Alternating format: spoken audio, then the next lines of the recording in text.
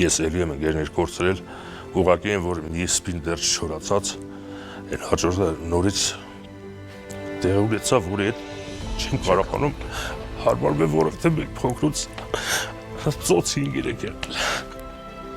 Ներողություն եմ խնդրում ձեզ հուզելու համար, ես հասկանում եմ, թե դուք ինչքան ծանր եք տանում այդ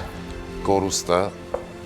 ու հիմա եմ հասկանում, հենց հիմա համոզվեցի, թե դուք ինչ մեծ սիրտ ունեք և ինչքան եք սիրում ձեր ընկերներին։ Ինչն էր նրա մահվան պատճառը։ Պատահական հարսանիքի մեջ նստած, ինքը շատ հիանալի անձնավորություն բոլորին հասնում էր, ինքը շատ ուրիշ ձևի մարդ էր,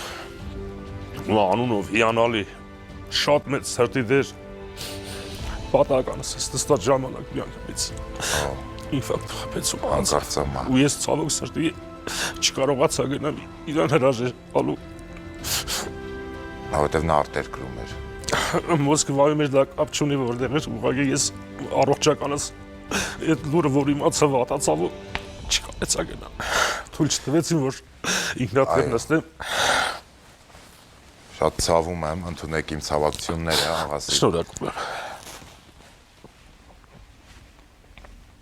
Շատ հարազատներ եմ կորցրել, էլի ընկերներ եմ կորցրել, էլի շատ մտերիմ, բայց այս մեկի հետ ոնց որ չեմ կարող հարմարվել։